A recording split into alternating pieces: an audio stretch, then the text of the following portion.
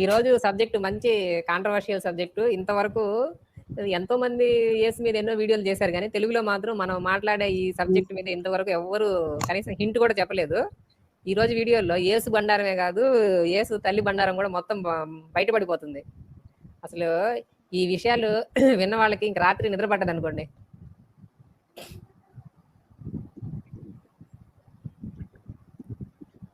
మనకి అసలు ఈ కథ ప్రారంభం అనేది అందరూ అనుకునేది ఈ మధ్య ఎవరో పుస్తకాలు రాశారులే, అంతకు ముందైతే ఎవరికి ఈ విషయం తెలియదని అనుకునేవాళ్ళు. కానీ అది తప్పు.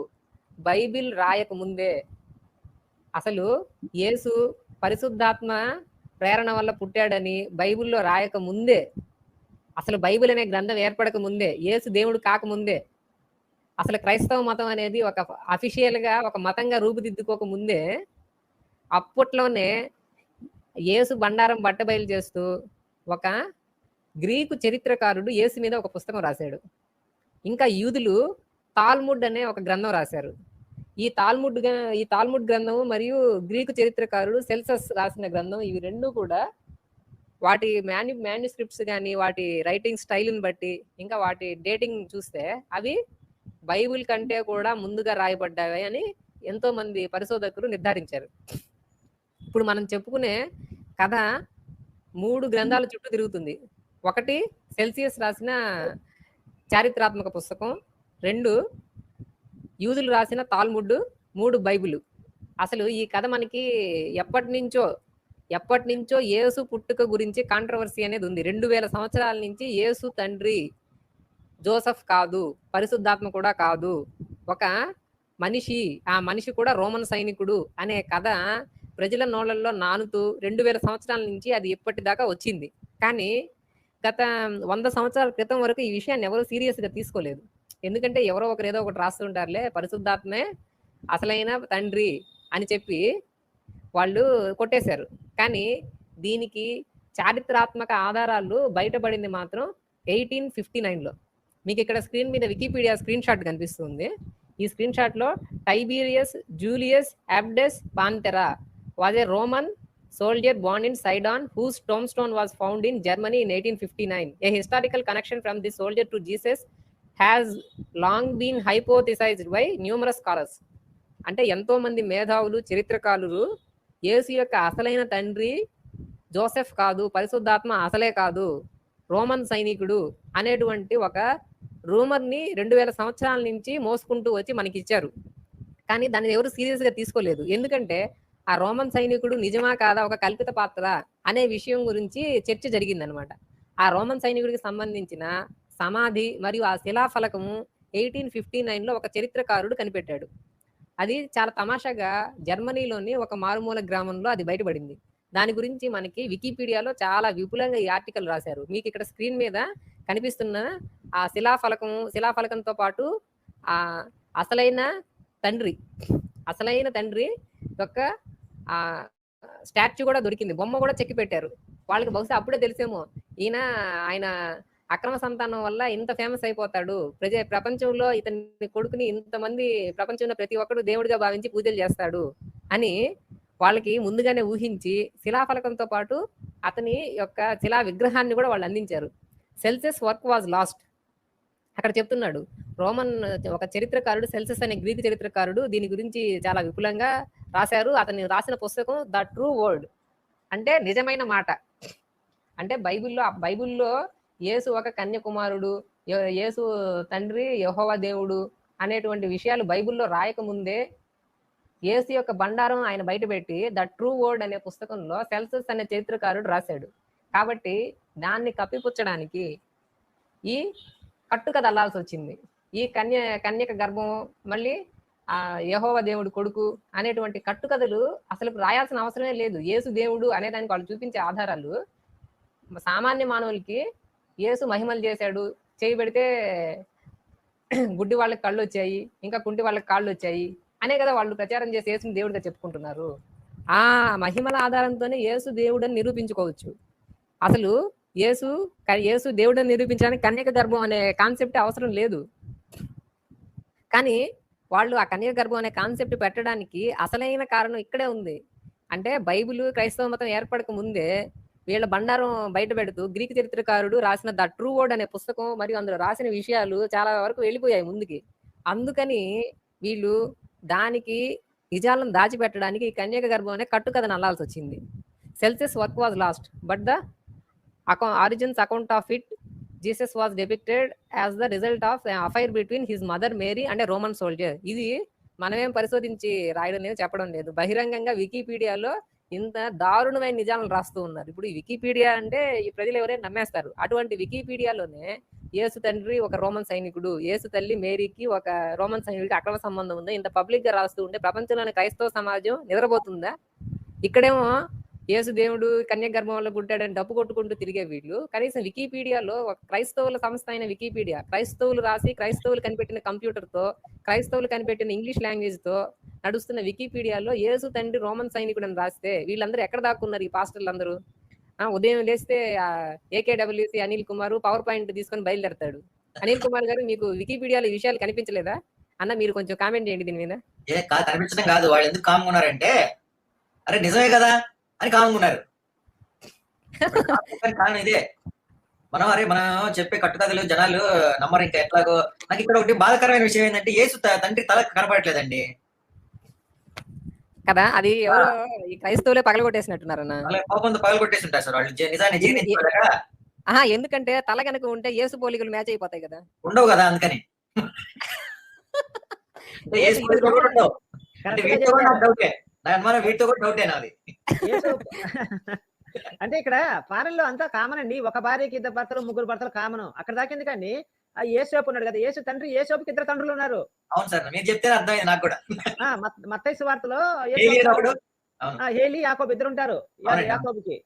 ఇక్కడ అసలు ఈ బైబిల్ చరిత్ర అంతా కూడా అండి ఒకళ్ళు 2 3 4 ఉంటారు తప్పితే ఒకడు ఎవరికే ఉండరండి. అది కామన్ అండి. అది క్వైట్ అది కామన్. అది మనం అసలు దాని గురించి ఆలోచించాలని పని లేదు. లేకపోతే ఆశ్చర్యపడాలండి. అవును నిజం. అది తెలిసే ఏకేడబ్ల్యూసి అనిల్ కుమార్ కామ్గా ఉన్నాడండి. అవును వాడు యాక్సెప్ట్ చేశాడు. వాడు అరే మా దాంట్లో ఒక్కొక్కరికి 4 భర్తలు ఉంటారు, అది కామన్ రా మీరేంద్ర భాయ్ ఇట్లా మాట్లాడుతున్నారు, ఇంతలాగా మాట్లాడుతున్నారు అనేసి వాడు కామ్ అయిపోయాడు. అవునండి. అవునవును. అది యాక్చువల్ గా వాళ్ళకి అది కొత్త కాదు కదండి. అవునవును. 2 3 భర్తలు ఉండడం అనేది ఖచ్చితంగా వాళ్ళకి కామన్ గా థియరీ లాగా కనిపించింది కాబట్టి ఇది పెద్ద విచిత్రం ఏం కాదని వాళ్ళు అనుకుని వదిలేయటంలో తప్పు లేదు. వికీపీడియా అది గ్రహించింది, జనాలకు నిజం చెప్పిందని నేను భావన. ఇందులో మనం చాలా ఆశ్చర్యపోవాల్సింది ఏంటంటే వికీపీడియాలో చాలా విపులంగా రాశారండి. ఏదో ఒక మాట రాయలేదు. According to he said she was convicted of adultery and had a child by a certain soldier named Panthera. అంటే సెల్సస్ రాసిన ద ట్రూ వర్డ్ అనే పుస్తకంలో అతను ఏం చెప్పాడంటే సత్యవాక్. మేరీ గురించి ఏం చెప్తున్నాడు చూడండి.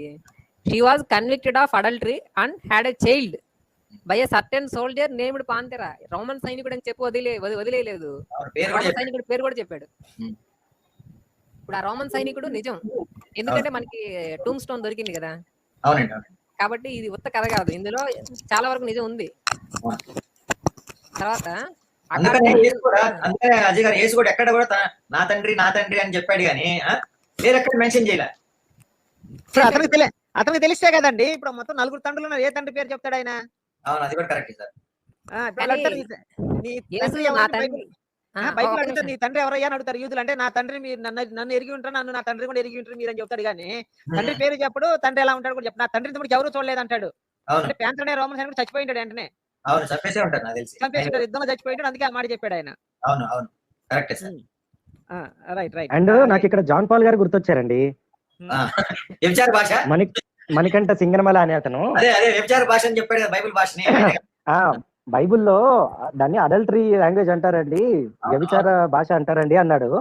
ఇప్పుడు ఈ విషయాన్ని కనుక ఆయన దాకా మనం చేర్చగలిగితే అవునండి మా దగ్గర అడల్టరీ ఉంది అంటే మా దగ్గర వ్యభిచారం ఉందని కూడా ఒప్పుకుంటాడు ఆయన. నిజాలు ఒప్పుకోవడంలో ఆయన ఏం సిగ్గుపడడు. యెహోవా లాంటోడండి ఆయన, ఒప్పుకుంటాడు, నిర్భయంగా ఒప్పుకుంటాడు. అదే కంటిన్యూ అజయ్. దీని గురించి బాగా పరిశోధన చేసి బయటకు తీసుకొచ్చిన వ్యక్తి ఎవరంటే జేమ్స్ డి టబోర్. నేను ఒకసారి అతను ఫోటో అన్ని చూపిస్తాను మీకు. ఇతను ఏ సంవత్సరంలో తీసుకొచ్చాడు అజయ్ బయటికి? మీకు కనిపిస్తుంది కదా, ఇతను 2005 అరౌండ్ ఆ టైంలో తీసుకొచ్చాడు. ఇతను క్రైస్తవుడేనా? ఇతను పుట్టుకతోనే క్రైస్తవుడు. ఇతను అమెరికాలో కాలిఫోర్నియాలో ఒక ప్రముఖమైన university of North Caroline okay. Professor of religious studies. ఇతను ఓ. బైబిల్ ని ఆమూలాగ్రం చదివేసి పిహెచ్డి తీసుకున్న ఒక ప్రొఫెసర్. ఇతను మామూలు మ్మ్. క్రైస్తవుడు కాదు. ఓకే. మరి వీళ్ళకి తెలియని విషయాలు కూడా మరి ఏకేడబ్ల్యూసి అనిల్ కుమార్ తెలుసు అంటారా? అసలు అజయ్ గారు నన్ను అడిగితే అసలు అందరు క్రిస్టియన్లు అందరూ ఈ టబూర్ కి ఎంతో రుణపడి ఉన్నాడు. ఈయన ఫోటో పెట్టుకొని ప్రతి చర్చిలో పెట్టుకోవాలి. ఎందుకో తెలుసా? యేసు యొక్క నిజమైన తండ్రి ఎవరో చెప్పిన మహానుభావుడు ఈయన. అవునండి, అవునవును. ఇతను ద జీసస్ డైనాసిటీ అనే బుక్ రాశాడు. మ్మ్. ఆ జీసస్ డైనాసిటీ అనే బుక్ లో ఈ విషయాన్ని ప్రస్తావించాడు. అసలు యేసు సమాధి కనిపెట్టింది కూడా ఇతనే, తెలుసా మీకు? Okay, super. ఇతను రాసిన ఈ బుక్ చాలా కాస్ట్లీ, ఇంత 5,000 6,000. కానీ మ్మ్. నాకు ఒక పీడిఎఫ్ ఒక దగ్గర దొరికింది. అది డౌన్లోడ్ చేసి ఒక 2-3 రోజులు కూర్చొని కష్టపడి చదివాను నేను. Okay, okay. క్యా బాత్ హై. సార్ అజయ్ గారు, అంటే గోపి గారు, సరే, ఇక్కడ ఇంకో విషయం ఉందండి. జోసెఫ్ అనే అతను చాలా ముసలోడు అని చెప్పి నేను ఎక్కడో ఒకసారి చదివినట్టు గుర్తండి. అందుకే అన్నీ యేసు- వస్తాయి. Okay, okay. యేసు ఉన్నప్పుడే జోసెఫ్ కూడా చనిపోయాడని చెప్పి విన్నాను. చదువు అజయ్. చెప్పండి. కాదండి గోపి గారు, డౌట్ అండి, నాకు డౌట్ సార్. ఇప్పుడు మ్మ్. ఇజ్రాయెల్ కి టూర్ కి వెళ్ళి అక్కడ యేసు సమాధిని ఇక్కడ అన్ని సమాధుల్లో శవం ఉంటది, ఇక్కడ సమాధిలో శవం ఉండదు, తిరిగి లేచాడు పరిశుద్ధుడు అని సొల్లు డబ్బా కొట్టుకునేటువంటి క్రిస్టియన్లు అందరూ కూడా ఈ టబూరే కదా అలాంటి సమాధిని కనిపెట్టింది అనేసి కనీసం ఆ సమాధి పక్కన చిన్న ఫోటో అన్న గోడకి ఏలాంటి చేయాలి కదండి. ఎంతో రుణపడి Correct అండి. వాళ్ళు. కరెక్ట్. యేసు తండ్రి ఎవరో చెప్పాడు, ఆయన సమాధి ఎక్కడో చెప్పాడు. ఇలాంటి ఘనకార్యాలు చేసి ఎంతో ఘన విజయం సాధించిన మన టబూర్ గారికి మన ఛానల్ తరపున ధన్యవాదాలు తెలియజేద్దాం ఒకసారి. ఓకే అండి. రైట్. Okay, carry on.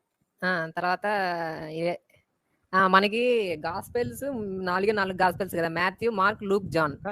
అంతా మనకి యేసు గురించి వచ్చిన ఇన్ఫర్మేషన్ అంతా ఈ 4 అజ్ఞాత వ్యక్తులే. వాళ్ళు ఎవరో, వాళ్ళ ఊరు పేరు లేదో మనకైతే తెలియదు. వాళ్ళు యేసు గురించి సాక్ష్యాలు చెప్పారు, వాళ్ళ గురించి సాక్ష్యాలు లేవు. కరెక్ట్. ఇప్పుడు మనం ఇంతవరకు ఫస్ట్ మనం బైబిల్ నుంచి పరిశీలించుకుంటూ తర్వాత ఆ చరిత్రకారులు రాసిన పుస్తకాల దగ్గరికి వెళ్దాం. బైబిల్లోనే యేసు తండ్రి జోసెఫ్ కాదు, యేసు తండ్రి వేరే ఉన్నాడు, యేసు ఒక అక్రమ సంతానం అనే దానికి రుజువులన్నీ ఎంతో పరిశోధించి టబోర్ కనిపెట్టాడు, జేమ్స్ టబోర్. ఓకే. దాన్ని అతను ఆ బుక్ లో ఇచ్చాడు. నేను అది బుక్ లో నుంచి స్క్రీన్ షాట్లు తీసి పీపీటీలో పెట్టాను. Matthew calls Jesus son of David in the opening line of his gospel. Yesu పరిశుద్ధాత్మ యొక్క కొడుకైతే సన్ ఆఫ్ డేవిడ్ అనడం తప్పు కదా. ఖచ్చితంగా. In Luke, the angel predicted to Mary that her son Jesus would sit on the throne of his father David. Luke 1:30 లో చూసుకోండి, Jesus will sit on the throne of his father David అని ఉంది. అంటే యేసు తండ్రి యెహోవా కాదు, పరిశుద్ధాత్మ కాదు, మరియు యేసు తండ్రి ఆ జోసెఫ్ కూడా కాదు అని ఇక్కడే మనకి డైరెక్ట్ రెఫరెన్స్ వచ్చింది. అవునండి. మరి సన్ ఆఫ్ డేవిడ్ అంటున్నాడు కదా, దావీదు కొడుకు కుమారుడు అంటున్నాడు కదా, అది ఎట్లా కూడా మనకి చూపించాలి కదా. అది చూపించలేదు, దానికి ఇక్కడ ఇచ్చాడు. అతనే Judah fathered Perez and Zerah from Tamar. Solomon fathered Boaz fathered Ruth, David fathered Solomon అని ఏదో రెఫరెన్స్ ఇచ్చాడు. కానీ మనకి యేసు తండ్రి జోసెఫ్ కాదు, పరిశుద్ధాత్మ కాదు అనే దానికి ఈ ఆధారం ఉపయోగపడుతుంది. లూక్ 1:32లో ఈ స్టేట్మెంట్. తండ్రి అయిన దావీదా? Yesu sit on the throne of his father David అని రాశాడు. డేవిడ్ అంటే దావీదే. దావీదు సింహాసనం మీద కూర్చుంటాడని ఉంటదిలేండి. మాథ్యూ మత్తయిలో మనం చూస్తే at the end of this list the very last name in the last line the other shoe drops. Matthew surely intends to startle catching the reader unaware he writes. అంటే యేసు గురించి, యేసు వంశం గురించి చెబుతూ మాథ్యూ ఏమంటాడో చూస్తే అందులోనే అంతర్గతంగా ఒక హిడెన్ మీనింగ్ గా మనకి యేసు గురించి రహస్యం ఉంది. ఇక్కడ మనం కింద ఎక్స్పెక్టెడ్ చదువుదాం. ముందు మీకు స్క్రీన్ కనిపిస్తుంది కదా, మనం ఎక్స్పెక్టెడ్ చూస్తే జాకోబ్ ఫాదర్ జోసెఫ్ యొక్క తండ్రి జాకోబు కొడుకు జోసెఫ్ కొడుకు జీసస్ అని ఉండాలి మనం మామూలుగా చూస్తే. ఎందుకంటే జాకోబు కొడుకు జోసెఫ్ అని చెప్పినప్పుడు జోసెఫ్ కొడుకు జీసస్ అనే మనం ఎక్స్పెక్ట్ చేస్తాం. కానీ యాక్చువల్ గా ఏముంది బైబిల్లో చూస్తే జాకోబ్ ఫాదర్ జోసెఫ్, అంతవరకు బానే ఉంది. జోసెఫ్ గురించి ఏం రాస్తున్నా అంటే ద హస్బెండ్ ఆఫ్ మేరీ అని రాశాడు. తర్వాత ఫ్రమ్ హర్ వాజ్ ఫాదర్డ్ జీసస్, అంటే జాకోబు కొడుకు జోసెఫ్ భార్య మేరీ అని ఉంది. కింద ఫ్రమ్ హర్ వాజ్ ఫాదర్డ్ జీసస్ అంటే మేరీ కొడుకు జీసస్ అని ఉంది. అవును. ఇప్పుడు ఆల్రెడీ మనకి పాశ్చాత్య దేశాల్లో ఇప్పటికి కూడా మా తండ్రి ఇతను ఇది భార్యాభర్తలు ఇద్దరు వస్తే మా తండ్రి ఇతడని చెప్తాడు, లేదంటే మా తల్లి ఇతడని చెప్తాడు. అంటే వీడు ఇంకొక తండ్రి కొడుకో తల్లి కొడుకు అయి ఉంటాడు, అవునండి, అవును. కరెక్ట్ అందుకని అలా పరిచయం చేసుకుంటారు. ఇక్కడ కూడా అలాగే ఉంది పరిచయం. మనం అజంప్షన్ పెట్టుకోవాల్సిన అవసరం లేదు. జోసెఫ్ మేరీ భర్త అయినంత మాత్రాన యేసు జోసెఫ్ కొడుకు అవ్వాల్సిన అవసరం అసలే లేదు. పొరపాటున కూడా లేదు. ఇప్పుడు మనకి ఆ హింట్ ఇక్కడ ఉంది కదా, జోసెఫ్ కొడుకు జీసస్ అని ఒక మాట రాస్తే అయిపోయేది, లేదా యెహోవా కొడుకు జీసస్ అని ఒక మాట రాస్తే అయిపోయేది. అది రాయలేదంటే ఇందులో ఏదో ఒక తిరకాసు ఉందనే కదా. కరెక్ట్. ఆ తిరకాసు ఏంటంటే తర్వాత రివీల్ చేస్తాడు చూడండి. There are some indications in our gospels that the charge of illegitimacy was circulating behind the scenes. ఒక అక్రమ సంబంధం వల్ల యేసు పుట్టాడు అనేటువంటి ఒక రూమర్ మనకి ఈ 4 గాస్పెల్స్ లోనే ఉంది. అది కొంచెం పరిశీలిస్తే అర్థం అవుతుందని చెప్తున్నాడు. మీరు మార్క్ 6:3 కనుక చూస్తే, in this is not this the carpenter the son of Mary and brother of James. మీరు ఇక్కడ అండర్లైన్ చేశాను నేను, చూడండి. ఈజ్ నాట్ దిస్ మేరీ కొడుకు అంటాడేంటి, జోసెఫ్ కొడుకు అని రాయొచ్చు కదా అక్కడ. అసలు బైబుల్లోనండి ఎప్పుడు కూడా మీరు మేము కూడా ఇదో పూర్వం గోపి గారు నేను వంశావళులు చదువుతున్నప్పుడు అండి ఎక్కడ కూడా స్త్రీని బేస్ చేసుకొని వాళ్ళ కుమారుల పేరు చెప్పింది లేదు. ఎంతసేపు మగవాళ్ళ పేర్లు మాత్రమే ఉంటాయండి. యేసు ప్రభు గారి దగ్గరికి రాగానే తల్లి దగ్గరికి జంప్ అయ్యారు. కంటిన్యూ. ఇదే ఆర్గ్యుమెంట్ మనకి జేమ్స్ కూడా చెప్తున్నాడు, టబోర్ కూడా. Matthew uses Mark as a source and includes the same story, but notice how he cleverly rephrases the things. అంటే మార్క్ ఏమైతే చెప్పాడో సన్ ఆఫ్ మేరీ అని, దాన్ని కొంచెం రీఫ్రేజ్ చేసి మళ్ళీ మాథ్యూ 13:55 లో రాస్తాడు. Is not this the son, is not this the carpenter son. అక్కడ అవును, is not his mother called Mary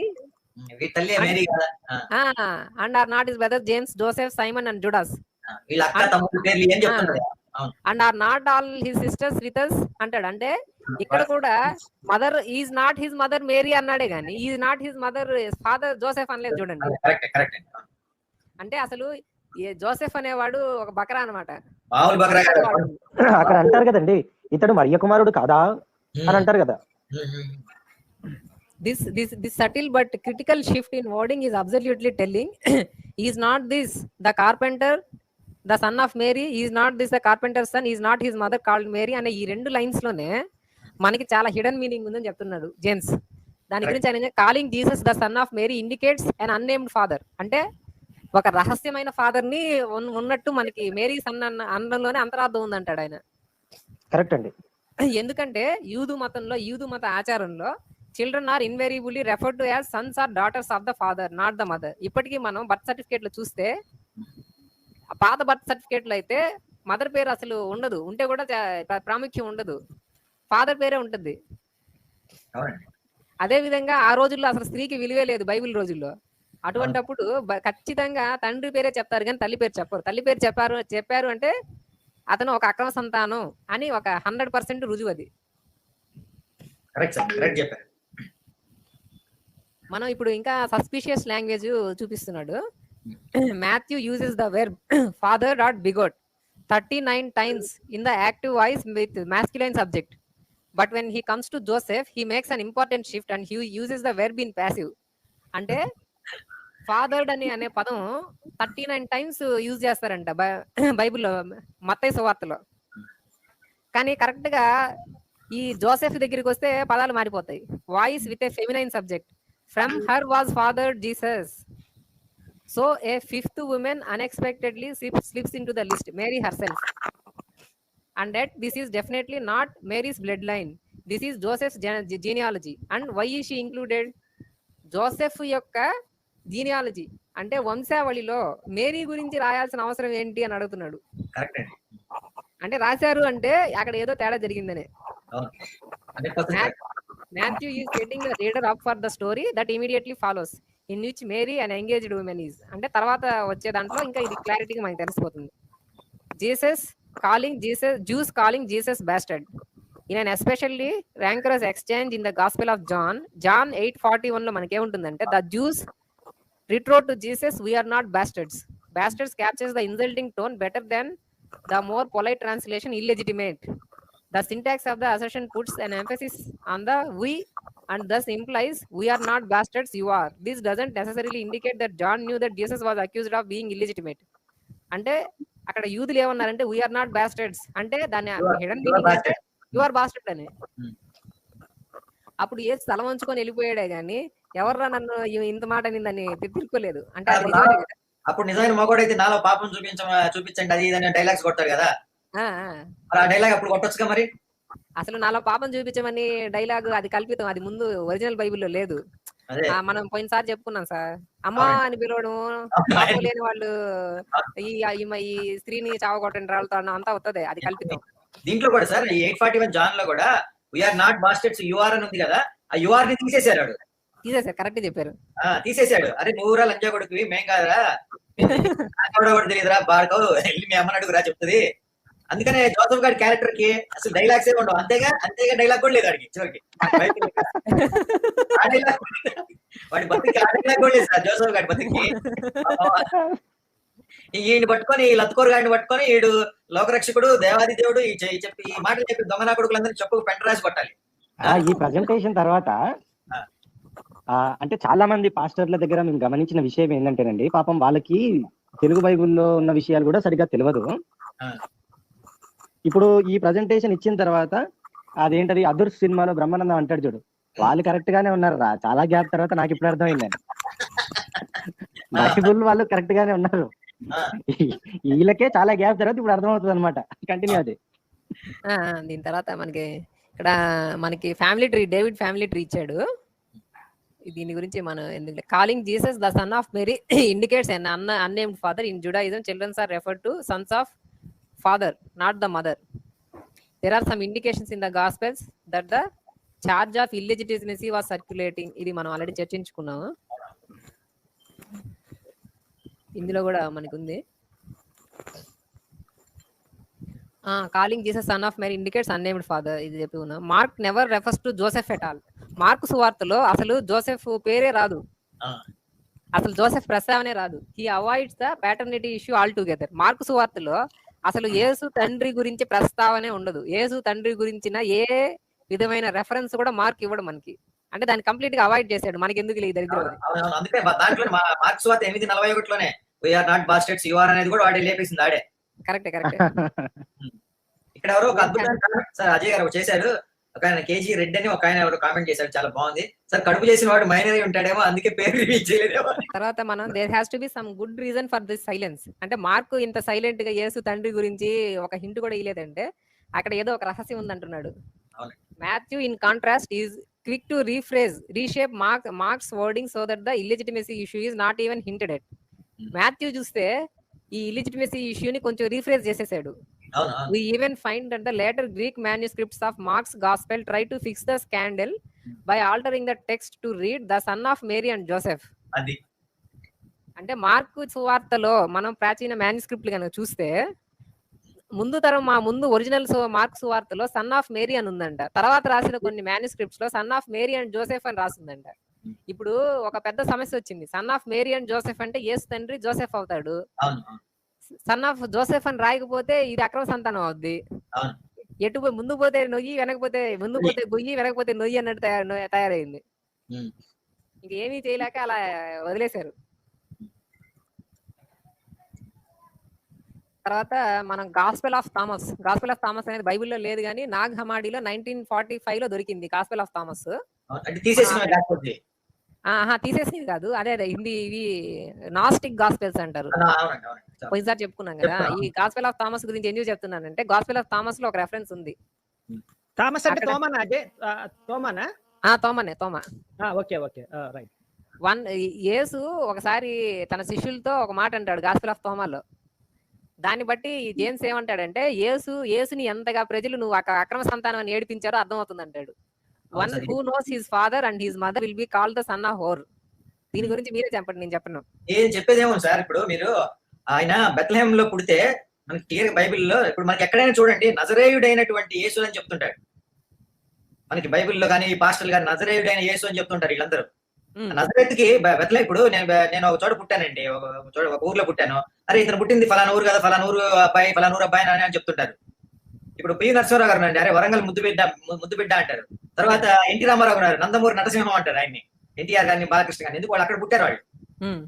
ఇప్పుడు యేసునే మాత్రం ఏమంటారు, నజరేయుడు అంట. నజరేత్లో పుట్టాడు ఆయన, పుట్టలా.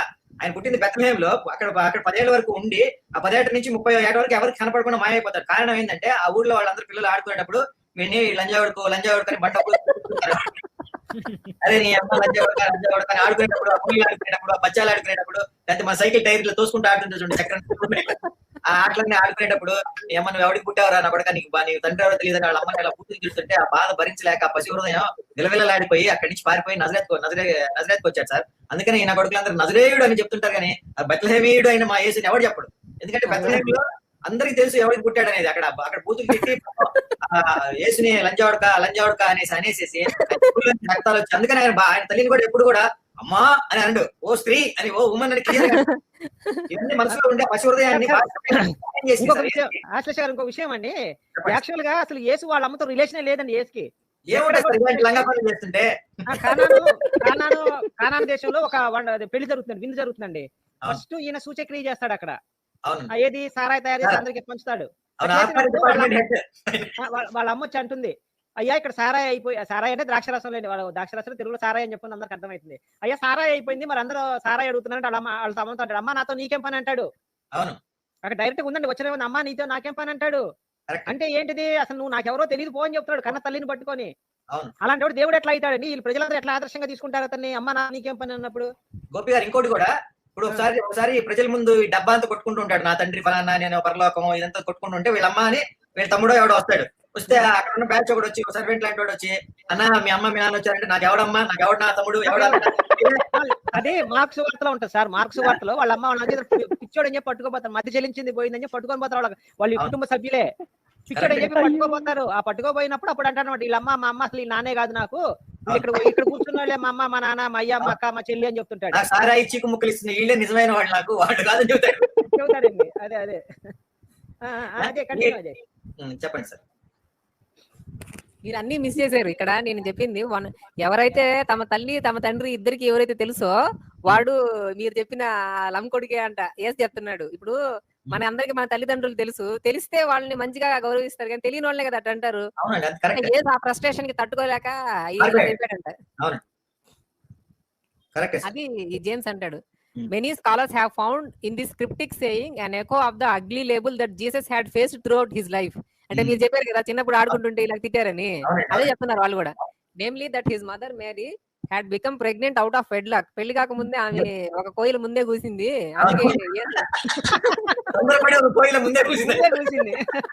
మేరీ ముందరే కూసింది ఆమె కూత. The Gospel of Thomas has no birth stories or references to Joseph or to the virgin birth, but here in this text we appear to have some reflection of the illegitimacy story. అంటే ఏమంటాడంటే ఇక్కడ మనకి ఈ gospel of Thomas అంటే gospel బైబిల్లో ఇంకా include చేయలేదు, కానీ తొందరలో చేస్తారంట. స్కాలర్స్ అందరూ ఇది 100% అథెంటిక్ అని చెప్పారు. ఈ గాస్పెల్ ఆఫ్ థామస్ లో వర్జిన్ బర్త్ లేదంట. నిజాన్ని ఒప్పుకుంటున్నారు అంటే లేదు, వర్జిన్ బర్త్ తీసేస్తారు. తర్వాత మా యేసయ్యకి యెహోవా తండ్రి ప్యాంతరస్ అని కూడా చేరుస్తారు నెక్స్ట్ దాంట్లో. నెక్స్ట్ రాబో కాలంలో జరుగుతుంది. నిత్య నూతన గ్రంథం ఒకటి రాస్తారు, లేదా సరికొత్త గ్రంథాన్ని కూడా రాస్తారు. దాంట్లో రాసుకుంటారు ఇవన్నీ కూడా. ఇప్పటికే ఉందండి ఒకటి 40 పుస్తకాలతో 44 పుస్తకాలతో ఒకటి ఆల్రెడీ ఉంది. తర్వాత మనకి దీంట్లో ఇంకా చాలా విషయాలు ఉన్నాయి. ఈ హిస్టారియనే రోమన్ ప్యాంతరా విషయం బయటికి తీసుకొచ్చింది. ఈయన 1906 లో ఫస్ట్ టైము డర్నేమ్ పాంతెరా అనే ఒక ఆర్టికల్ రాశాడు. ఆ ఆర్టికల్లో ఈ పాంతెరా గురించి సర్క్యులేట్ అవుతున్న స్టోరీని ప్రజలందరికీ తెలిసేలా అందరికీ ముందు తీసుకొచ్చాడు. అప్పుడు టైబీరియస్ జూలియస్ అబ్డెస్ పాంతెరా టూమ్ స్టోన్ దొరికినప్పుడు దాన్ని ఈ యేసు తండ్రి పాంతెరా కథని కనెక్ట్ చేసి ఈ కథని బయటికి తీసుకొచ్చింది ఈయన అందరికి మనం ఒకసారి దండం పెట్టుకుందాము. గుస్తావ్ అడాల్ఫ్ డెసిమన్, ఒక జర్మన్ ఇతను. ఇది ఎక్కడ దొరికింది అంటే నాహే నాహే రివర్ దగ్గర దొరికింది అనమాట. ఈయన ఆ కథని బయటికి తీసుకొచ్చింది. ఓకే అక్టోబర్ 1859 లో దొరికింది ఈ పాంతెరా టూమ్ స్టోన్, ఆయన సమాధి, ఆయన విగ్రహం. Okay During the construction of a railroad in Bingerbruck, Germany, tombstones of 9 Roman soldiers were accidentally discovered. 1859 లో అసలు ఈ రైల్వే లైన్ కనిపెట్టింది జర్మన్సే. అవునండి 1859 లో వాళ్ళ దేశంలో బాగా రైల్వే లైన్లు వేశారనమాట. అలా రైల్వే లైన్ల కోసం తవ్వుతూ ఉంటే 9 రోమన్ సైనికుల సమాధులు బయటపడ్డాయి. ఓకే అందులో ఒకానొక సమాధి పేరు మీద టైబీరియస్ జూలియస్ యాబ్డెస్ పాంథెరా అని ఉంది. ఉమ్. అది ఇప్పుడు ఎక్కడుంది అంటే రోమరెల్లా బ్యాడ్ కురెక్, జర్మనీ. ఈ పేర్లు మనకి నోరు తిరగవు, జర్మన్ పేర్లు. అక్కడ ఉందంట ఇది. ఈ రోమన్ సైనికుడు పాంథెరా యొక్క విగ్రహము మరియు రోమన్ సైనికుడి యొక్క టూమ్ స్టోన్ అవి. The inscription on the tombstone of Abdes Panthera reads. మనకి ఇక్కడ లెఫ్ట్ హ్యాండ్ సైడ్ మనకి బహుశా ఇటాలియన్ లాంగ్వేజ్ లో ఉన్నట్టుంది, రైట్ హ్యాండ్ సైడ్ ఇంగ్లీష్ లో ట్రాన్స్లేట్ చేశారు. Tiberius Julius Abdes Panthera from Sidon, aged 62 years, served 40 years, former standard bearer of the first cohort of archers lies here. అంటే ఆయన ఏ rank లో పనిచేశాడు, ఏ యూనిట్ లో, ఏ లీజియన్ లో పనిచేశాడు అనేది ఆ టూమ్ స్టోన్ మీద వేశారు. ఓకే ఆ టూమ్ స్టోన్ ఒరిజినల్ ఇమేజ్ అవన్నీ ఇక్కడ ఫేస్ మనకి ఇదేనండి, ఇదే నా ఫేస్ అయింది. కాదు. ఈ ఫేస్ ఎవరిది అంటే సెల్స్వస్. ఈ సెల్స్వస్సే తన పుస్తకంలో మొట్టమొదటిసారి రోమన్ సైనికుడు పాంథెరా కొడుకే ఏసని రాశాడు. ఓకే ఓకే ఎప్పుడు రాశాడు? 178 AD లో రాశాడు. ఉమ్. ఇది ఈ బుక్ ఓకే 248 CE అనేది ఉంది. రామనారాయణ. ఉమ్. అదే ఆరిగన్, ఆయన రాసిన పుస్తకం ఆరిగన్ అంటే the Origen, true story. Um. Contra Celsum అంటే సెల్సమ్ రాసిన చరిత్ర సంపుటి అని మనం అనుకోవచ్చు. అందులో ఏం రాశాడు అంటే, అందులో మొత్తం ఇక్కడ ఇన్ఫర్మేషన్ ఇచ్చాను నేను. ఉమ్. Letters written, however, to the words put into the mouth of the Jew, where the mother of Jesus is described as having been turned out by the carpenter who was betrothed to her. అంటే ఇక్కడ బెత్రోడ్ అంటే అప్పటి యూదు ఆచారం ఏంటంటే పెళ్ళైన వెంటనే కాపురం పెట్టరు. ఒక సంవత్సరం రోజులు టైం ఉంటది అనమాట. ఆ సంవత్సరం రోజుల్లో ఆ భర్త మొత్తం ఒక కొత్త ఇల్లు కొని మంచి జాబ్ చూసుకొని సెటిల్ అయ్యి అప్పుడు తీసుకెళ్ళాలి. ఆ సంవత్సరం రోజులు భార్య వీళ్ళ ఇంట్లోనే ఉంటది. ఓకే దాన్నే బెత్రోడ్ అంటారు. As she had been convicted of adultery and had a child by a certain soldier named Panthera అని మన రోమన్ చరిత్రకారుడు సెల్స్వస్ రాశాడు. అవును. అంటే ఏంటంటే సార్, మనోడు పెళ్ళయింది, కాపురానికి తీసుకెళ్లకుండా పుట్టింట్లోనే ఉంచాడు. ఉంచితే ఈ లోపు మనోడు కాదు కోయిల ముందే కూర్చుందండి, ఆగలేకపోయింది. మనోడు గాలిగా ఉంది కదా అనేసి అమ్ముడు లెస్ కుమ్ముడు అని అంటాడు పాంథెరాడు. ఇక్కడ దీని బ్యాక్గ్రౌండ్ స్టోరీ కూడా మనకి మొత్తం ఆయన జేమ్స్ చెప్తాడు. కొంచెం ట్రై చేసి ఎక్స్ప్లెయిన్ చేసేదానికి తెలుగులో. Celsus wide ranging criticism of Christianity included the assertions that Christians had forsaken the laws of their own fathers, that their minds had been held captive by Jesus, that the teachings of Jesus included nothing new and were simply a repetition of sayings of the Greek philosophers. అంటే Greek ఫిలాసఫర్లు చెప్పినటువంటి విషయాలనే ఈ యేసు చెప్పాడు, ఇంకొత్తగా ఏం చెప్పలేదని చెప్తున్నాడు. Marcus J Borgan state given Roman percentage of Jesus might have been derived from the memory of Roman military operations suppressing the revolt. Have arisen from a satirical connection between the Greek words panther meaning panther various spotted fiddly. The common panther, ఈ panther అనే పేరు గురించి చెప్తున్నాడు. ఈ panther అనే పేరు కూడా Greek origin నుంచి వచ్చిందంట. ఈ ప్యాంథర్ అనే పేరుకి ఒరిజినల్ మీనింగ్ వర్జిన్ అంట.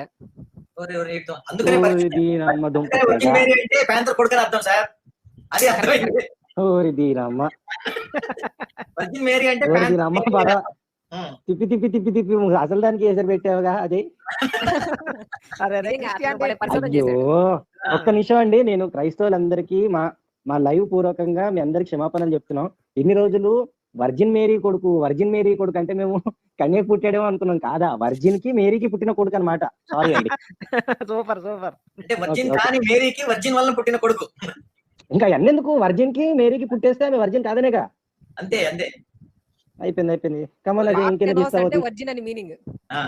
ప్యాంతరా అంటే వర్జిన్, అదే కదా అర్థము. అంతే ప్యాంతరా అంటే వర్జిన్, మేరీ అంటే ప్యాంతరా మేరీ అని అర్థం వస్తుంది అక్కడ. మా అందరు బలుబులు వలిగిపోయినాయి ఇలా. అజయ్ గారు మీరు ఎంత పని చేశారండి అజయ్ గారు. యేసునామం కాదు, యేసునామాలు మళ్ళీ ఒక్కసారి common legionary name. let me read it అండి, let me read it. I'll try to put it in a straight way Okay, because sir. it is very much important thing to know. అచ్చా అజయ్, నేను the common నుంచి చదవనా? చదవండి. నేను కొంచెం the zoom common చేస్తాను. పర్లేదు, I can see it. The common itinerary name Panthera could have arisen from a satirical connection between the Greek words panther, meaning panther, various spotted, fildae, and panthenos, meaning virgin. ఇంత clear గా రాశాడు. అసలు ఈయన ఎవరండి రాసింది? James గారా? James Tabor. Wow, కబర్, మంచి కబుర్ చెప్పారండి కబుర్ గారు. కాదండి, ఇక్కడ ఒక చిన్న విషయం చెప్పదలుచుకున్నాను. ఇంకొకటి, అసలు యేసుకి 3-4 తండ్రులు ఉన్నారు, బానే ఉంది. కాకపోతే ఇంకొకటి చెప్పేది ఏంటంటే, యేసు తండ్రికి 2 తండ్రులు ఉన్నారండి. లూకా సువార్తలో వస్తుంది, మత్తయి సువార్తలో వస్తుంది. అది మనం చూపిద్దాం అన్న. ముందు అజయ్ వేసే బాంబులన్నీ మనం డైజెస్ట్ చేసుకొని తర్వాత మనం చివరి బాంబు వేద్దాం. మనం అజయ్ కూడా ఒక బాంబు వేయాలిగా. అజయ్ మన మీద బాంబులు వేస్తుంటే కమన్ అజయ్. సో ఇందు మూలంగా ఈ స్లైడ్ ద్వారా తెలియజేయింది ఏమనగా, మాకు అర్థమైంది ఏమనగా, వర్జిన్ కి మేరీకి పుట్టినటువంటి పిల్లోడే జీససు అని మాకు అర్థమైందండి. వర్జిన్ మేరీకి పుట్టారని మీరు బైబిల్లో రాసుకున్నారు. మీ అందరు చాలా క్లియర్ గా రాసుకున్నారు. చాలా గ్యాప్ తర్వాత మాకు ఇప్పుడు అర్థమైంది. అజయ్ వచ్చావా? అజయ్ మ్యూట్ లో వెళ్ళాడు అనుకుంటా. బ్రేక్ తీసుకున్నాను. సారీ. ఇక్కడ మనం జస్ట్ అది ఆ ఫస్ట్ సెంటెన్స్ నేను జస్ట్ జూమ్ చేశాను. దీంట్లో మనకి చాలా క్లియర్ గా చెప్పాడు, turned out by the carpenter. అంటే ఆ కార్పెంటర్ ఎవరో కాదు, జోసెఫ్. ఆ జోసెఫ్ నాకు వద్దన్నాడంట మేరీని. అవును. ఒక దేవకన్య వచ్చి ఆ పేరేంటి వచ్చి, అరే చాలా మంచిదిరా బాబు గాబ్రియల్, ఏదో అయిపోయింది అడ్జస్ట్ ఎవరు. చెప్పండి సార్, మీరు చెప్పండి. ఎందుకనే విషయం మనకి బైబిల్లో లేదు క్లియర్ గా, కానీ ఇక్కడ ఉంది. She had been convicted of adultery because of Roman soldier Panthera అని 100% స్పష్టంగా చెప్పేశాడు. ఇక ఇది బైబిల్లో వర్జిన్ బర్త్ అనే కట్టుకథ రాయక ముందే ఈ గ్రీకు చరిత్రకారుడు తన పుస్తకంలో ఈ విషయం రాశాడు. అంటే ఇప్పుడు ఏది నమ్మాలి మనం? ముందు రాసిందే నమ్మాలి కదా. అందులో ఇతను ఈ సెల్స్వస్ అనే అతను చాలా గొప్ప చరిత్రకారుడు. మరి ఇంత గొప్ప చరిత్రకారుడు చెప్పిన విషయాన్ని మనం నమ్మాల్సిందే, తప్పదు. క్లియర్ గా రాస్తున్నాడు కదా సార్, అది యేసుకి మేరీకి ప్యాంతర్కి పుట్టిన కొడుకు అనేసి రాస్తున్నాడు కదా క్లియర్ గా. ఇంత క్లియర్ గా ఉంటే మనం ఏం చేయాలి? నమ్మక సార్ మన ఆశ్లేష గారు చెప్పండి. మీరు ఏం చేయాలంటే ఇప్పుడు ఆ ఫోటోలో కనిపిస్తున్నటువంటిది 4 అంటే ఒక లైన్ మీరు చదవండి, దాన్ని నేను తెలుగులోకి అనువదిస్తాను. దీంట్లో అంటే Joseph found that Mary loved Roman soldier Panthera secretly. అట్లా కాదండి, మీరు మంచిగా Jesus found that Mary loved Roman soldier. That is అనమాట. Jesus found that Mary loved Roman soldiers Panthera secretly. నాకు గానివ్వట్లేదు. రెడీ అండి. He found that Mary got pregnant with Panthera, not with Joseph. He chased her and she ran away, went into hiding and gave birth to Jesus in a secret cave. Okay. మన గోపన్న నువ్వు ఉన్నావా? గోపి గారు silent లో ఉన్నారు. ఇప్పుడు నేను ఏంటంటే ఆశ్లేష గారు ఒక లైన్ చదువుతారు, నేను దాన్ని తెలుగులోకి అనువదిస్తాను. తెలుగు ప్రేక్షకులు ఎక్కువ మంది ఉన్నారు కాబట్టి. మీరు లేకపోతే నేను ఇంగ్లీష్ లో చెప్తాను, మీరు తెలుగులో చెప్పండి ఆశ్లేష గారు. చెప్పండి సార్, చదవండి. Joseph found that Mary loved a Roman soldier. Mary అలా చెప్పాలి. జోసెఫ్ ఏమని కనుక్కున్నాడంటే మేరీ అని. అట్లా చెప్పొద్దండి, నేను చెప్పినట్టే చెప్పాలి మీరు. సార్ నా వల్ల కాదండి. అయితే నేనే తెలుగులో చెప్తా. నేను చదువుతాను, నువ్వు తెలుగు అర్థం చెప్పు. Okay. Joseph found the Mary loved Roman soldier Panther. Joseph Mary ఒక రోమన్ సైనికుడైనటువంటి ప్యాంథర్ ని ప్రేమించడం కనుక్కున్నాడు. He found that Mary got pregnant with a panthera, not with Joseph. ఆమె తన వల్ల గర్భవతి అయినట్టుగా అతను కనుగొన్నాడు. He chased her and she ran away, went to the hiding and gave birth of Jesus in a secret cave. వాడు పరిగెత్తించి కొడతాడని భయపేసి ఆమె అతని దగ్గర నుండి పరుగులు పెట్టి ఒక సీక్రెట్ ఒక గుహలో పిల్లడికి జన్మను ఇచ్చింది.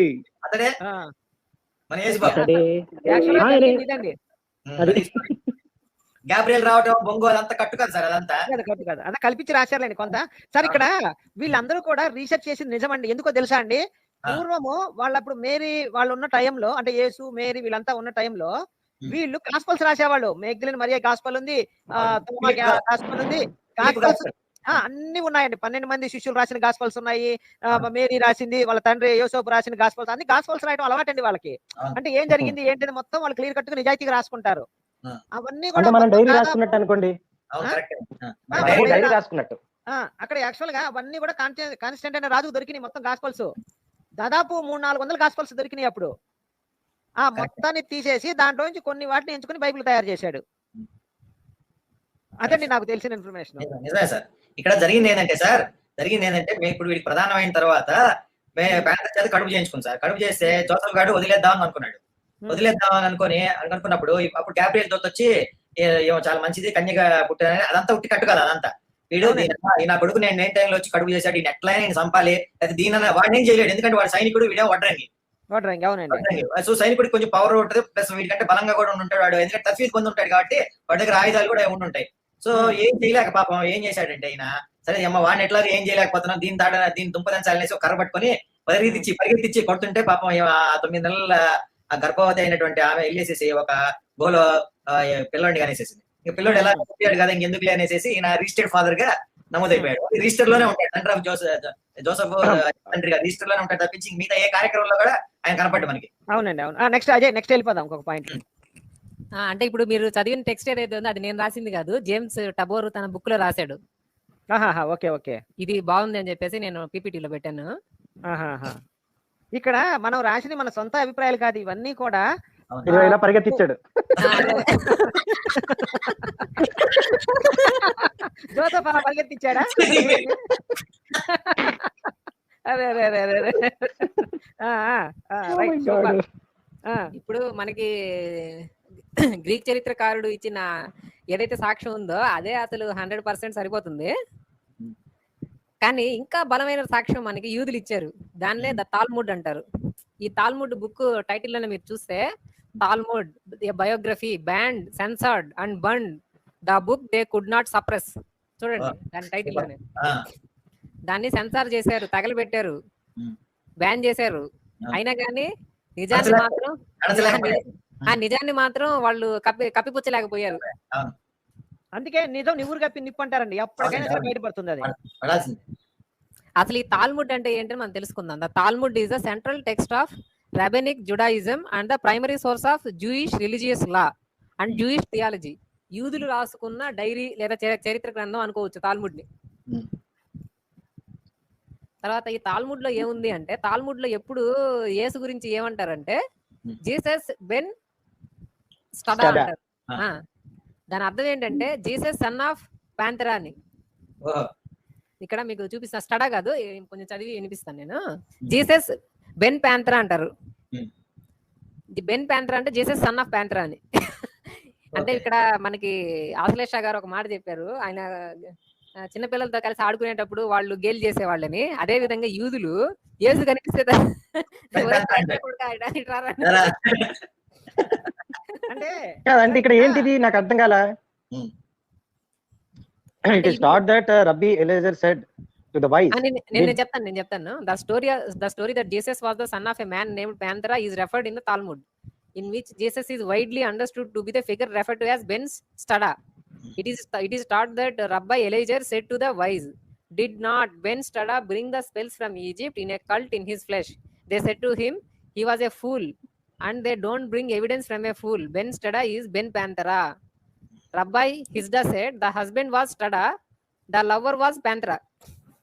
ఓకే, అంటే ఇక్కడ యూదులు చెప్తున్నారు, ఆ యేసు ఈజిప్ట్ దేశంలోంచి ఏమైనా మంత్రాలు తీసుకొస్తే ఆ మంత్రాలు తేండి అంటే, ఆ అక్రమ సంతానం దగ్గర మేము ఏమీ తీసుకోము, వాడు ఒక ఫూల్ అని చెప్తున్నారు. ఇక్కడ స్టడా అంటే Joseph. The husband was Stada Joseph, the lover was Panthera. స్పష్టంగా యూదులు రాశారు. The husband was actually Pappos ben Judah, the mother was Stada, the mother was Miriam Mary the dresser of humans hair ఏదైనా ఉంది. కానీ వాళ్ళు ఏం చెప్పారంటే, వాళ్ళు యేసుకు పెట్టిన పేరు జీసస్ బెన్ ప్యాంతరా. నేను మీకు వికీపీడియాలో కూడా చూపిస్తాను ఇది. ఇక్కడ వికీపీడియాలో బహుశా మీకు కనిపిస్తుంది, జూమ్ చేస్తాను చూడండి.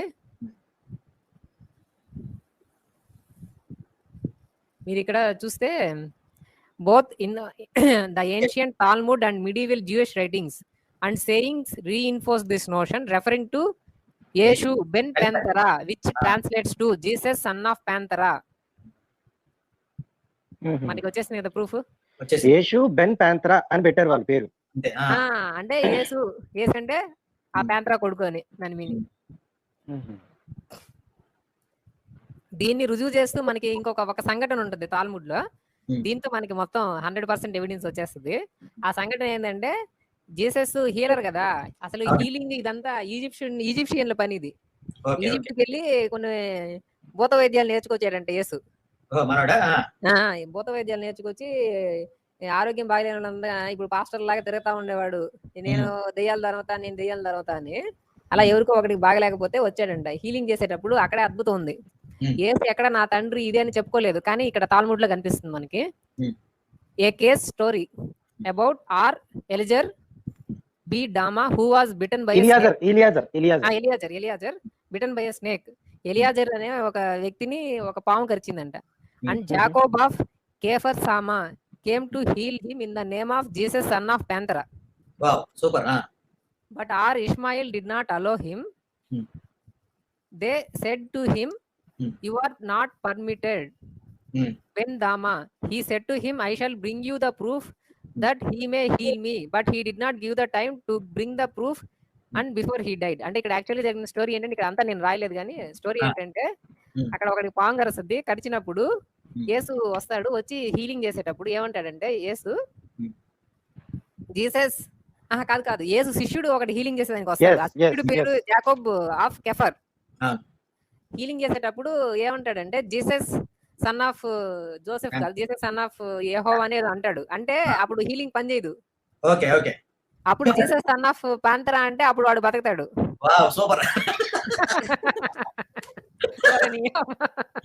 నిజానికి ఎంత పవర్ ఉంది ఇప్పుడు అర్థమైందా? అంటే ఇప్పుడు క్రైస్తవులకి నేను చెప్పేది ఏంటంటే, ఈ స్వస్థత సభల్లో అప్పుడప్పుడు ఫెయిల్ అవుతుంటాయి. స్వస్థత సభల్లో అంతా యాక్టింగ్ కాబట్టి 100% సక్సెస్ అవుతాయి. కానీ కొన్నిసార్లు వాళ్ళు అది నిజమనుకొని వెళ్ళి యేసయ్య ఓ యెహోవా కొడుకా అంటే మీకు హీలింగ్ పని చేయకపోవచ్చు. అప్పుడు ఒకసారి ఓ జీసస్ సన్ ఆఫ్ ప్యాంతరా అనండి, ఖచ్చితంగా పనిచేస్తుంది. అవును, నిజంగా ఇది వర్క్ అవుతుందేమో, ఒకసారి ట్రై చేసి చూడండి. గుర్తుపెట్టుకోవాలి సార్. అందరికీ ఒకసారి నమస్కారం. ఎవరండి? సరైనోడు. అందరికీ వందనాలు. గారు ప్యాంతరస్ కొడుకైన యేసు నామంలో దండాలయ్యా. యేసు నామములో ప్యాంతర్ తండ్రి నామములో వందనాలు. నిన్న రాత్రి నేను యెహోవాని చూశాను. అయిపోయిందా? ఇప్పుడు ఒకరి అభిప్రాయం చెప్పండి. ఫస్ట్ గా ఆశ్లేష గారు, అసలు మీకు ఇది టోటల్ గా మీకు ఏమర్థమైందండి? ఒకసారి ఒక 2-3 minutes లో వివరించండి. ఒక్కొక్కరు వివరిద్దాం. టోటల్ గా నాకు ఏమర్థమైందంటే, ఈ ప్రెజెంటేషన్ అజయ్ గారు ఎక్సలెంట్ చేశారు. చాలా రీసెర్చ్ వర్క్ చేశారు. ఆయన చాలా appreciate him and very much thankful to him to bring the such a wonderful information to the public and for us. ఇంకోటి ఏంటంటే, యేసు తండ్రి ఎవరు అనేది, ప్యాంతరస్ అనేది దీంతో ఇక నిర్ద్వందంగా ప్రతి ఒక్కళ్ళు అంగీకరించాల్సినటువంటి విషయాన్ని తీసుకొచ్చి మన అందరికీ పరిచయం చేశారు. ఇది సత్యం పునఃసత్యం. ప్యాంతర్ అనేవాడు యేసు తండ్రి అనేది ఎంత సత్యం అంటే, సూర్యుడు తూర్పును ఉదయిస్తాడు అనేటువంటిది ఎంత సత్యం, ఇది కూడా అంతే సత్యం. ప్రతి ఒక్కరు దీన్ని గుర్తుపెట్టుకోవాలి. అందుకనే యేసు చిన్నప్పుడు ఇందాక చెప్పినట్టు ఆయన బెత్లెహేం నుండి నజరేతుకు పారిపోయి రావడానికి కారణం, అక్కడ ఉండే ప్రజలు, అక్కడ ఉండే ఆయన ఫ్రెండ్స్ కానీ చుట్టుపక్కల కానీ పొద్దుగుకులు, అరే నువ్వు వేసికి పుట్టావరా, నువ్వు లంజకి పుట్టావరా, నువ్వు ప్యాంతర్ గాడికి పుట్టావరా అని అంటాం. తర్వాత జోసెఫ్ ఎప్పుడు కూడా యేసుని తన కొడుకులాగా ట్రీట్ చేసినట్టు ఎక్కడ ఒక్క ఆధారం కూడా మనకి ఎక్కడ దొరకదు. అలా అదే విధంగా యేసు పెద్ద అయిన తర్వాత కూడా తన చుట్టుపక్కల ఉన్న వాళ్ళు తనని ఒక లంజా కొడుకు అనేటువంటి ఆ మాటల్ని ఆయన జీర్ణించుకోలేక వాళ్ళ మీద పగతోటి ఆ బెత్లెహేం నుంచి నజరేతుకి పారిపోయి వచ్చి అక్కడి నుంచి మళ్ళీ గలిలియాకి ఆ చుట్టుపక్కల ఉన్న ప్రాంతాలందరికీ తిరుగుతా వాళ్ళ అమ్మ కనాను దేశం, కనాన్లో పార్టీ జరిగేటప్పుడు అక్కడ ద్రాక్షారసం అయిపోతే వాళ్ళు వచ్చి చెప్తే కూడా నీ పన్ను చూసుకుని నాకు తెలుసులే, నేను అసలు ఆబ్కారీ డిపార్ట్మెంట్ కి హెచ్ఓడిని, నాకు ఎప్పుడు సారా ప్రొడ్యూస్ చేయాలి నాకు తెలీదా అని తిడతాడు. అదే రకంగా ఒకసారి వాళ్ళ ఇంట్లో కూడా ప్రేయర్ ఏదో జరుగుతున్నప్పుడు కూడా వాళ్ళ అమ్మ వాళ్ళ తమ్ముడు వాళ్ళు వస్తే కూడా ఒకడు వచ్చి మీ అమ్మ మీ తమ్ముడు వచ్చారంటే వస్తే వచ్చారులే, వాళ్ళు కూర్చొని బయట ఉండమను, ఆగమని చెప్పు, నాకు నిజమైన బంధువులు అంటే మీరే అనేసి చెప్తున్నా. ఈ రకంగా యేసు చరిత్రని తీసుకుంటే ఎక్కడ కూడా తన తల్లికి రెస్పెక్ట్ ఇచ్చినట్టు అనేది మనకి ఎక్కడా కనపడదు. మనకి తర్వాత ఆయన చనిపోయేటప్పుడు మరి వాళ్ళ తండ్రి ముందే చనిపోయాడో లేదో తెలియదు కానీ మనకి వాళ్ళ తండ్రి ప్రస్తావన కానీ ఎక్కడ మనకి దొరకదు. ఈ ప్యాంథర్ తండ్రి అనేది చాలా సత్యం. అలా ఇందాక మనకి అజయ్ గారు ఒక దాంట్లో కూడా చూపించారు. ఒక క్లావస్ అనే అతను కూడా మనకి క్లియర్ గా చరిత్రలో రోమన్ సైనికుడు ఈ ప్యాంథర్ ఫలానా చోట వర్క్ చేశాడు, డి ప్యాంథరా అనేసి ఆ నామంతోనే ప్రార్థన చేస్తేనే వాడికి పాము కలిసిన వాడు కూడా బయటకు వచ్చాడు అనేది ఇంకా అసలు వండర్ఫుల్ సాక్ష్యం, దాన్ని మించిన సాక్ష్యం లేదు. ఈ హెన్స్ ప్రూవ్డ్ ఏంటంటే Jesus father was a Roman soldier called Panthera. ఇది నేను చెప్పదలుచుకున్నాను. అభిమన్యు ఒకసారి తర్వాత నువ్వు చెప్పాలి అభిమన్యు. ముందు సరైన చెప్పమని లేనా? సరే ఒక మాట చెప్తాను. ఇందులో ఒక మాట చాలా ముఖ్యం. అదేంటంటే జీసస్ వర్జిన్ బర్త్ అంటే వర్జిన్ అనే పేరుతో వ్యక్తి పుట్టిన కొడుకు అనే అర్థం, కానీ వర్జిన్ అంటే కన్యకు పుట్టినవాడు అని అర్థం కాదు. Correct correct. ఇది సూపర్ సార్. అది ఏంటంటే నేను ఐ మిస్డ్ ఇట్. చెప్తావా సరైనోడు? వర్జిన్ అంటే అక్కడ అర్థం, వర్జిన్ అంటే కన్యాని కాదు అర్థం, వర్జిన్ అనే వ్యక్తి అర్థం. వర్జిన్ అనే పేరు గల వ్యక్తికి పుట్టిన వాడని వాడని అర్థం. అది రైట్. సరైనోడు ఏమని చెప్తావా? ఒక వాక్యం చెప్పాలి. చెప్పయ్యా, అందరూ వినాలి. రెడీ? మనమందరం దేవుని యొక్క బుడలం. బుడలమ్మ అంటే right. So first of all మన శివ అది మ్యూట్ లో పెట్టలేదు. Okay. So first of all, I appreciate Ajay for your total research work which you have done. It is absolutely eye opener అని చెప్పొచ్చు. మాకైతే కొన్ని విషయాలు తెలుసుకున్నాము. బైబుల్ గురించి ఎంతో కొంత తెలిసిన ప్రేక్షకులు అయితే ఇవాళ ఐ ఓపెనర్ అనే చెప్పవచ్చును.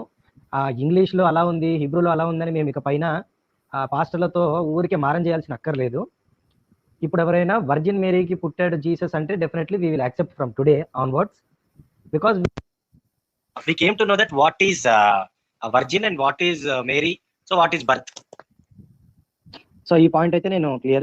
And second and most important factor is what the final touch was actually malli inkoka eye opener adi mana యెహోవా నామంలో జరగనటువంటి స్వస్థత ప్యాంథర్ నామంలో జరిగింది.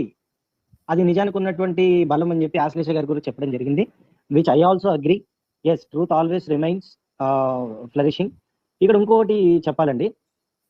ఇప్పుడు మేము చెప్పినటువంటి విషయాలు ఏవైతే ఉన్నాయో, అజయ్ చేసినటువంటి రీసెర్చ్ వర్క్ అంతా కూడాను బై బర్త్ క్రిస్టియన్స్ గా పుట్టినటువంటి వాళ్ళు, బైబిల్ మీద మీరు థియాలజీలు డిగ్రీలు మాత్రమే చేస్తే, వాళ్ళు పెద్ద పెద్ద యూనివర్సిటీలో పిహెచ్డీలు చేసినటువంటి పెద్దవాళ్ళు సాక్ష్యాధారాలతో సహా రాసినటువంటి పుస్తకాల నుండి తీసుకొని మీకు ఇక్కడ ప్రజెంటేషన్ అనేది ఇవ్వడం జరిగింది.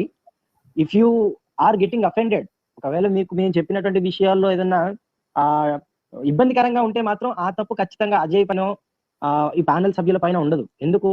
ఆ విషయాలన్నీ కూడా సేకరించి పుస్తకంగా మలిచినటువంటి వాళ్ళ యొక్క క్రిస్టియన్ సోదరులు ఎవరైతే ఉన్నారో పరదేశీయులు, వాళ్ళకు వర్తిస్తుంది అది. సో మీరు ఏమైనా క్లారిఫికేషన్ తీసుకోవాలన్నా కూడా మీరు వాళ్ళ యొక్క సంస్థలనే మీరు రీచ్ అవుట్ అయ్యి మీ యొక్క డౌట్స్ ని క్లారిఫై చేసుకోవాలి. మాకైతే ఎటువంటి డౌట్స్ లేవు. We got very clear picture today. From today onwards we're not going to argue with the name virgin Mary. Virgin Mary అనేటువంటి పదానికి మాకు పూర్తి అర్థాన్ని తెలిపినటువంటి అజయ్కి thank you Ajay. So this is for మీరు చెప్పిన సబ్జెక్ట్ కి కన్క్లూజన్. అంటే వాళ్ళు అద్భుతమైన పుస్తకాలు రాశారు. ఈ ఒక్కొక్క పుస్తకం వెనకాల కొన్ని సంవత్సరాలు 10 ఏళ్ళు 15 ఏళ్ళు వాళ్ళు పరిశోధన చేసి రాశారు. జస్ట్ మనం అలా తెలుగులో ట్రాన్స్లేషన్, ఇప్పుడు ఇంగ్లీష్ లో యేసు మీద ఉండే పుస్తకాలన్నీ తెలుగులో ట్రాన్స్లేట్ చేస్తే ఇంకొక 5 ఏళ్లలో క్రైస్తవం అనేది కొలాప్స్ అయిపోద్ది. ఇటువంటి పుస్తకాల వల్లనే చర్చిలు మూసేస్తున్నారు బయట దేశాల్లో. కాబట్టి నేను అనుకున్నా, నేను చాలా పుస్తకాలు చదివిన తర్వాత నాకు అర్థమైంది, జస్ట్ ఇవన్నీ తెలుగులో ట్రాన్స్లేట్ చేసి మనం వీడియోల రూపంగా అందరికి అర్థమయ్యేటట్టు చెప్తే చాలనుకున్నా. ఈ జేమ్స్ మీద ఆల్రెడీ కేసు కూడా ఫైల్ చేశారు, ఇలాగా యేసు గురించి ఇలా నిజాలు చెప్తున్నాడని. అవన్నీ ఏమి నిలబడలా కేసులు. ఇప్పుడు ఒకటి అజయ్, వాళ్ళు తాల్మూడ్ అనేటువంటి గ్రంథాన్ని చింపడం జరిగింది, కాలబెట్టడం జరిగింది, పాతి పెట్టడం జరిగింది, కానీ నిజాన్ని మాత్రం దాచలేకపోయారు. మొదటి థింగ్. అలాగే ఇప్పుడు జేమ్స్ గారు రాసినటువంటి పుస్తకం ఏదైతే ఉందో, వాళ్ళు ఎన్ని చించినా ఇంకో 10 వస్తాయి. ఇవాళ రేపు ఇంకా ఫిజికల్ కాపీ కూడా కాదు, పీడిఎఫ్ లాగా మారిపోతాయి అవి. ఇవాళకి కాకపోయినా ఈ తరానికి ఇప్పుడు 2000 ఏళ్ల క్రితం ఉన్నటువంటి విషయాలు 2000 సంవత్సరం తర్వాత మహానుభావుడు with all archaeological proofs he got the truth out and it will take some time to get extended. And తెలుగులో ఇది రావడానికి ముఖ్య కారకుడివి నువ్వే. We have to appreciate you on this subject. Thanks అన్న. అండ్ గోపి గారు మీరు చెప్పినటువంటి సబ్జెక్ట్ చెప్పేస్తే, ఇప్పుడు మన పైన అజయ్ ఇన్ని బుల్లెట్లు కురిపించాడు, మరి అజయ్ పైన చెప్పదలుచుకుంది ఏంటంటే, వీళ్ళకి ఒక తండ్రి, 2 తండ్రులు, 3 తండ్రులు, 4 తండ్రులు, 5 తండ్రులు ఉంటే సహజం అండి. పాశ్చాత్య అదే దేశాల్లో ఒకసారి ఇప్పుడు కుదిరితే స్క్రీన్ షేర్ లోనే ఉన్నావు కదా నువ్వు. ఉన్నాను. అయితే ఒకసారి ఆన్లైన్ బైబిల్ ఓపెన్ చేసి గోపి గారు చెప్పేటువంటి వచనాలు చూపిస్తే ఇంకా క్లారిటీ ఉంటుంది. మేమేమో నోటికి వచ్చినట్టు చెప్పినట్టు ఉంటది. లేకపోతే అదే లూకాసు వార్తలో అంటే అది చెప్తాను ఆ సందర్భం, ఒకసారి ఓపెన్ చేద్దరు కానీ అందులో బైబిల్ ఓపెన్ చేసేది వీలైతే ఒక 2 minutes లో క్లోజ్ చేసేది. లూకా 3:23 తీసి పెట్టుకోవాలి. నేను అందులో క్లోజ్ చేసేస్తాను. మనం చెప్పాల్సి చెప్పి, ఇక్కడ వీళ్ళకి తండ్రులు అనేది 2, 3, 4 ఉంటే సహజం. అసలు ఫారినర్స్ ఇప్పటికి కూడా అదే కల్చర్ ఉంది ఫారిన్ లో. అందుకే వాళ్ళు ఫాదర్స్ డే, మదర్స్ డే ఇట్లాంటి మనం బొచ్చుడు చూస్తుంటాం. బామ్మ డే, తాతమ్మ డే ఇట్లాంటివి చాలా పెడుతుంటారు. రీజన్ ఏందయ్యా అంటే, అక్కడ కేవలం వాళ్ళకి ఒక తండ్రే ఉండడు. అందుకే ఆ తండ్రుల రోజు ఆ అసలైన తండ్రిని గుర్తు చేసుకుంటారు వాళ్ళు. తండ్రుల దినం రోజు అసలైన తండ్రిని, తల్లుల దినం రోజు అసలైన తల్లిని గుర్తు చేసుకొని వాళ్ళకి పుష్పగుచ్చం ఇచ్చి వాళ్ళతో ఒక రోజు గడుపుతారనమాట. అందుకని ఇవన్నీ పెట్టుకున్నారు వాళ్ళు. ఎందుకంటే మన తల్లిదండ్రులతో మన రోజు ఉంటాం కానీ మనకు అవసరం లేదు. అలానే ఈ యేసు కూడా మనం చూస్తే ఇప్పుడు 4 పాంత్ర అనే రోమన్ సైనికుడు తండ్రి అని చెప్పి ఎవరో రీసెర్చ్ చేశారు ఫారెన్ వాళ్ళు. అవన్నీ కూడా ఆధారాలు రుజువులు చూపించారు. అలానే ఇక్కడ ఒక విషయం ఏంటంటే, యేసు తండ్రి కూడా 2 తండ్రులు ఉన్నారు. యేసు తండ్రికి 2 తండ్రులు ఉన్నారు. దానికి చూపిస్తాను, మన దగ్గర రిఫరెన్స్ కూడా ఉంది. ఇప్పుడు నేను ఓపెన్ చేస్తాను, ఇది ఒకసారి చూడండి. నేను షేర్ కొడతాను.